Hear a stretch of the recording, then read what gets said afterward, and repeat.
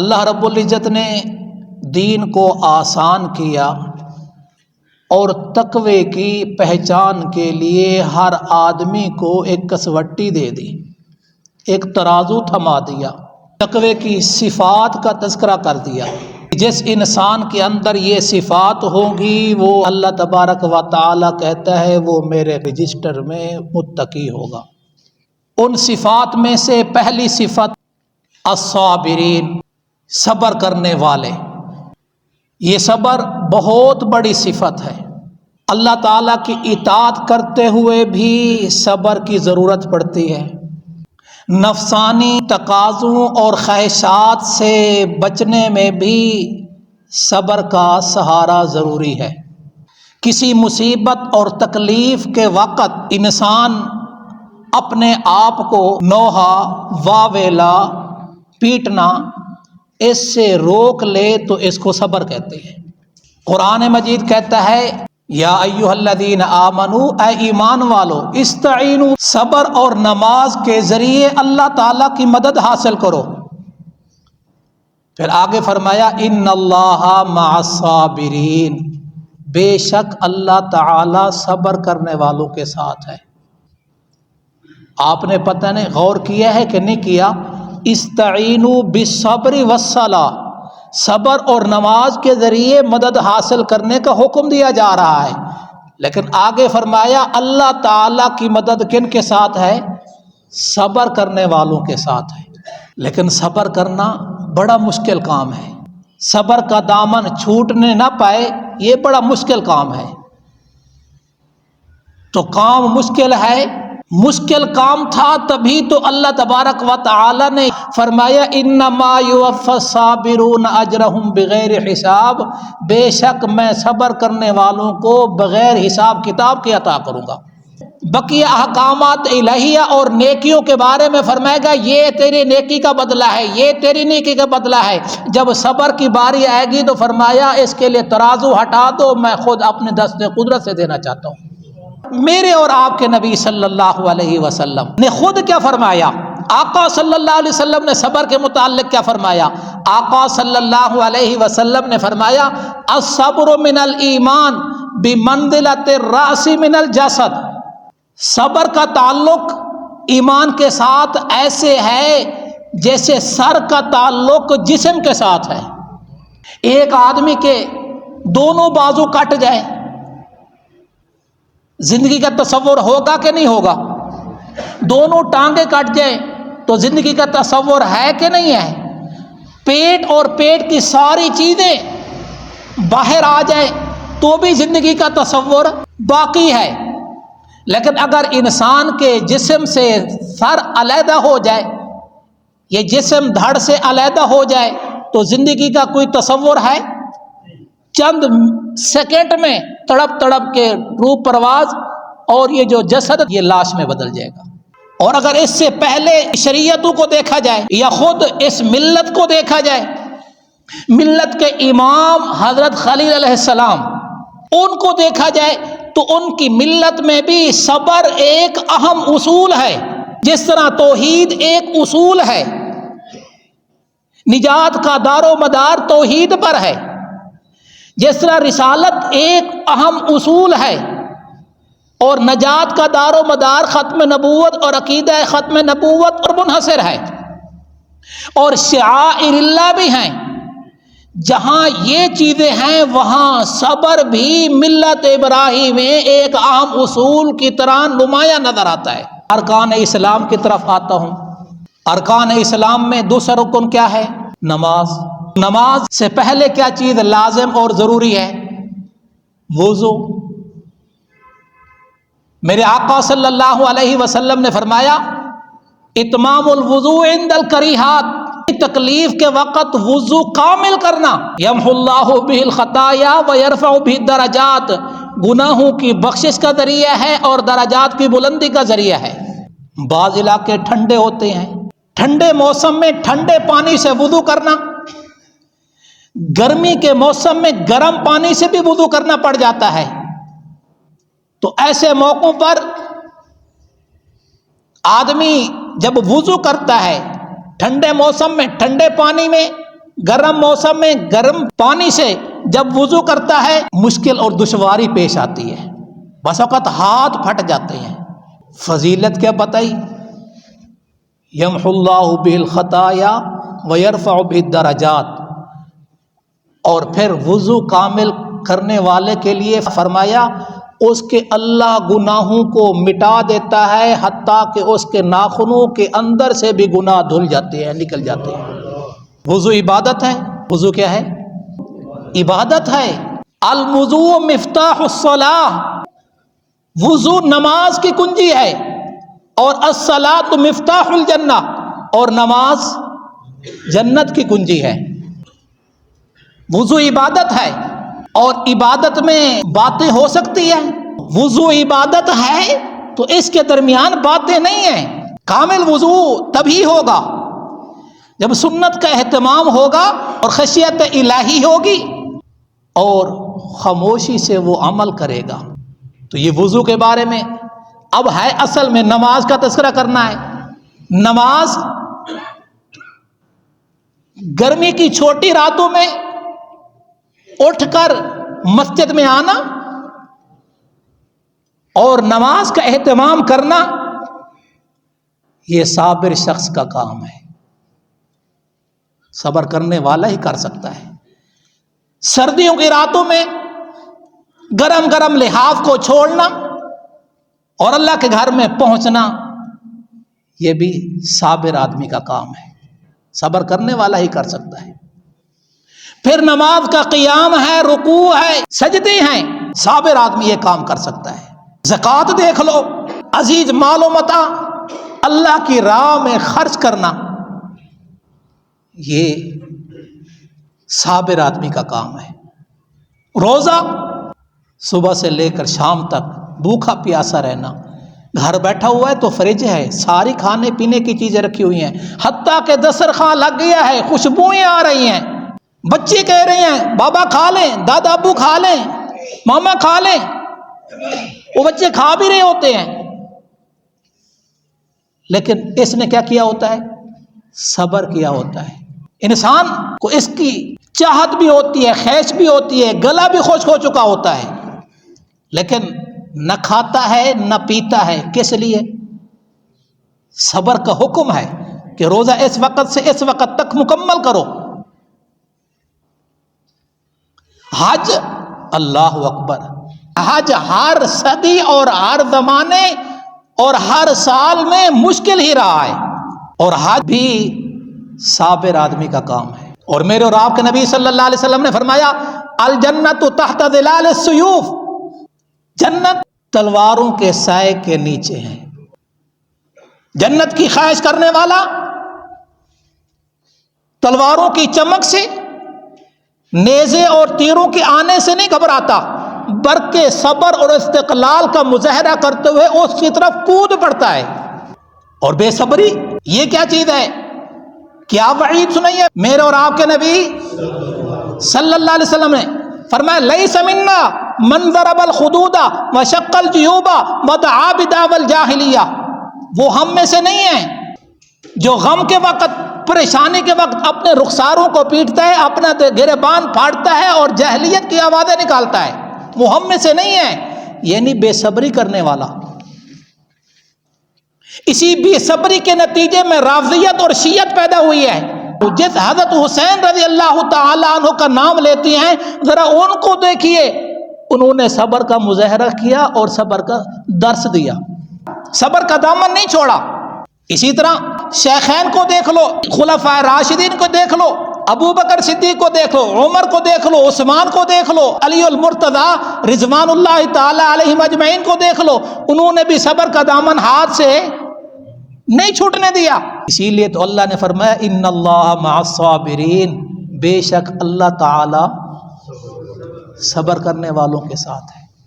میں اور آپ جس معاشرے سے گزر رہے ہیں، ہمارے آمنے سامنے، ہمارے ساتھ معاملات میں، ہمارے ساتھ تعلقات میں، وہاں صبر نظر آتا ہے، کئی معاملات میں صبر کرنا پڑ جاتا ہے۔ متقی کی پہلی صفت کیا ہے؟ الصابرین۔ دوسری صفت والصادقین، ہر معاملے میں سچائی کا دامن نہ چھوٹے، ہر انداز میں سچے نظر آنا چاہیے، ہر آن ہر گھڑی صداقت کو پیش کیا جائے۔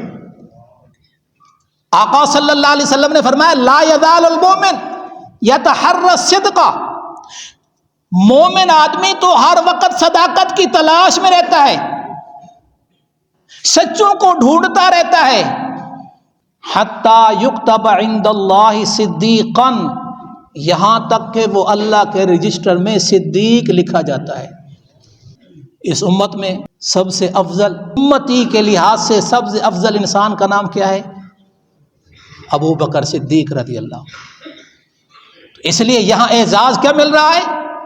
حق کے متلاشی کو، سچ کے متلاشی کو، کہ اللہ کے رجسٹر میں وہ صدیق لکھا جائے گا۔ اور اللہ تعالیٰ کیا کہہ رہا ہے؟ یا ایھا الذین آمنوا، اے ایمان والو، اتقوا اللہ، تقوی اختیار کرو۔ اور آگے فرمایا وَکُونُوا مَعَ الصَّادِقِینَ، سچوں کے ساتھ رہو، سچائی کا دامن نہیں چھوڑنا۔ کیوں؟ ھذا یوم ینفع الصادقین صدقہم، قیامت کے دن ان لوگوں کو سچائی ہی نفع دے گی۔ لیسأل الصادقین عن صدقہم، قرآن یہ بھی کہتا ہے کل قیامت کے دن سچ کے بارے میں پوچھا جائے گا۔ اور قرآن یہ بھی بتاتا ہے فَلَيَعْلَمَنَّ اللَّهُ الَّذِينَ صَدَقُوا، اللہ تبارک و تعالیٰ سچوں کو جانچوں گا، پرکھوں گا۔ یا اللہ سب کچھ تیرے سامنے ہے، تو دلوں کے راز جانتا ہے، جو آج نہیں سال بعد یا 10 سال کے بعد خیال آئے گا تو آج اس کو جانتا ہے۔ فرمایا میں اپنے سچے بندوں کو، اپنے سچوں کو لوگوں کے سامنے اس کی سچائی دکھانا چاہتا ہوں، دیکھو یہ بھی میرے بندے ہیں۔ والقانتین، تیسری صفت، آج میرے خیال 5 صفات ہیں، 5 صفات شاید مشکل ہو جائے گی، یا اگلے بالکل شارٹ کرتا ہوں، آپ تھوڑی توجہ کریں اور انشاءاللہ تقوی تک پہنچنا آسان ہو جائے گا۔ یہ تقوی کے لیے منزل سیڑھی کیا ہے؟ جانا اوپر والی چھت پہ ہے نا، تو وہ اوپر چھت پہ جانا ہے، بمنزل سیڑھی کیا ہے؟ والقانتین، قنوت سے ہے۔ قنوت کا معنی اللہ تعالیٰ کے احکام کو بجا لانا اور اللہ تعالیٰ کے احکام کی اطاعت کرنا۔ قرآن مجید میں جن مردوں اور جن عورتوں کے لیے اجر عظیم، مغفرت اور اجر عظیم کی بشارت سنائی ہے، وہاں بھی فرمایا والقانتین والقانتات،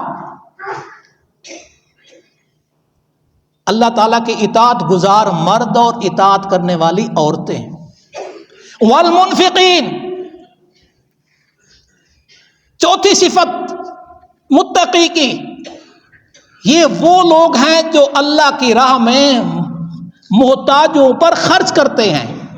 جمع فاوا، بس جمع ہی کرتے رہیں۔ اور قرآن نے تو وہ اس صورت میں بیان کیا، اس صورت میں تذکرہ کیا جو آپ سب کو یاد ہے، الذی جمع مالا وعددا، جو مال کو جمع کرتے رہتے ہیں، گنتے رہتے ہیں، صبح شمار کر کے رکھے ہیں، وہ بڑھے تو نہیں ہیں اندر تجوری میں رکھے ہوئے، لیکن اس کو گنتا رہتا ہے، الذی جمع مالا وعددا۔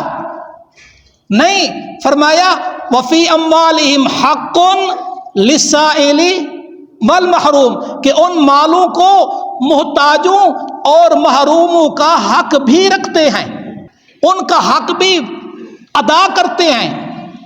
اور نبی صلی اللہ علیہ وسلم نے فرمایا آتی کل ذی حق حقا، ہر حقدار کو اس کا حق پہنچاؤ۔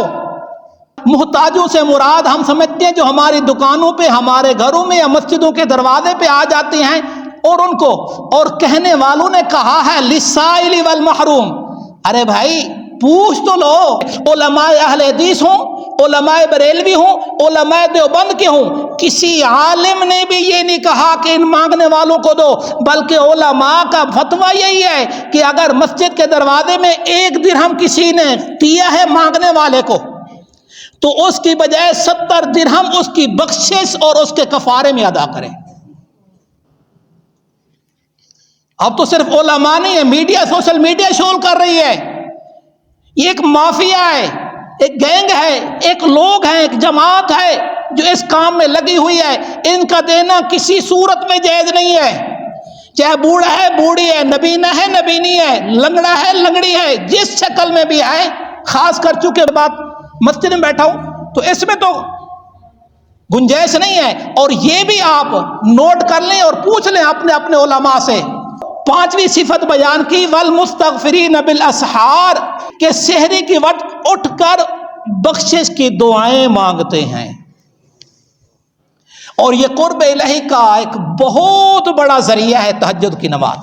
تہجد پڑھنے والا اس وقت تک نہیں مرے گا، اللہ اس وقت تک اس کو موت نہیں دے گا جب تک اپنا دوست اور ولی نہ بنا لے۔ یہ والمستغفرین بالاسحار، تہجد کے فضائل آپ کے سامنے ہیں، ماشاءاللہ پڑھتے رہتے ہیں، سردی میں پڑھ سکتے ہیں، گرمی میں پڑھ سکتے ہیں، کاروبار والے بھی پڑھ سکتے ہیں، دفاتر والے بھی پڑھ سکتے ہیں۔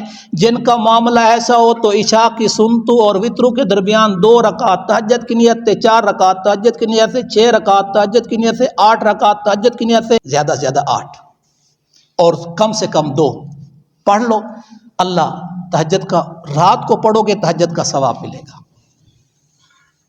لیکن تہجد تو رات کو پڑھ رہا ہے عشاء کی نماز کے ساتھ، اور پھر مصروف ہے 12-1 بجے تک۔ کوئی تھوڑی سی تہجد کو اتنا اعزاز ملا کیوں؟ کیا میرے اور آپ کے نبی صلی اللہ علیہ وسلم نے فرمایا من یدعونی استجب لہ، جو تہجد کے وقت دعا کرتا ہے اللہ کہتا ہے میں قبول کرنے کے لیے آ گیا ہوں، تو مانگ میں عطا کروں گا۔ من یسألنی فأعطیہ، تو سوال کر میں عطا کروں گا۔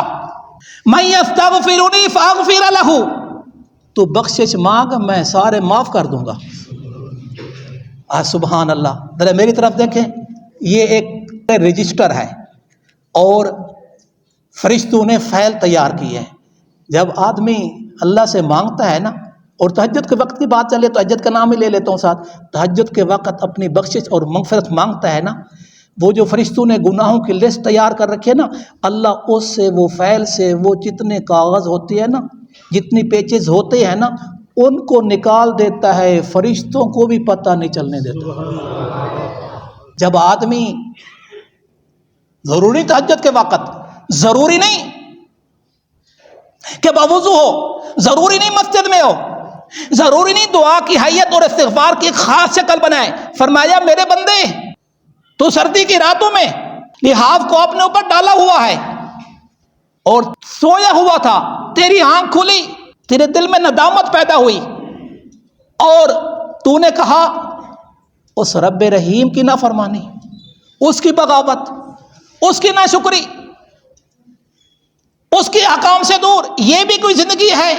تیرے دل میں ہے پیدا ہوئی اور تو نے کہا نہیں میں اپنے رب کو راضی کروں گا، اور پچھلے میں ندامت کرتا ہوں، اللہ کہتا ہے میں بخشنے کے لیے ادھر آ جاتا ہوں، میری رحمت وہاں پہنچ جاتی ہے۔ والمستغفرین بالاسحار کا عملی نمونہ صحابہ کرام ہیں۔ امتی میں پہلے وہی آتے ہیں نا، انبیاء کی تو شان ہی علیحدہ۔ مستغفرین بالاسحار، صحابہ راتوں کی عبادت کرتے رہتے، اور جس وقت ہم سحری کھاتے تھے نا، انشاءاللہ اللہ آگے بھی نصیب کرے گا، اللہ تعالیٰ آپ کو بار بار نصیب فرمائے اور پوری روحانیت کے ساتھ نصیب فرمائے۔ فرمایا جب وہ پتہ کرتے رہتے تھے، پوچھتے رہتے تھے اپنے اہل و عیال سے، جی بتاؤ سحری کا وقت شروع ہو گیا، تو پھر اپنی عبادات سے، نوافل سے، ذکر سے اور دعا سے ہٹ کر وہ استغفار میں لگ جاتے تھے۔ جیسے آج کے ٹائم کے لحاظ سے 5:10 پہ تہجد کا ٹائم تقریباً ختم ہو رہا ہے، تو آدمی 5 بجے تک تو نوافل پڑھتا رہے، دعائیں کرتا رہے، جب 5 بجے تو پھر استغفار شروع کر دے۔ اور استغفار کون سا؟ ارے استغفر اللہ پڑھو، اللہم اغفر لی پڑھو، پشتو میں کہو یا خدا پاک ٹول معاف کوئے۔ جس زبان میں بھی اللہ سے معافی مانگنی ہے، اس کا نام استغفار ہے۔ اپنے آپ کو قصوروار ٹھہرانا ہے، اس کا نام استغفار ہے۔ وہ عربی میں اللہم اغفر لی پڑھو، استغفر اللہ پڑھو، استغفر اللہ و اتوب الیہ پڑھو، استغفر اللہ ربی من کل ذنب و اتوب الیہ، استغفر اللہ الذی لا الہ الا هو الحی القیوم و اتوب الیہ۔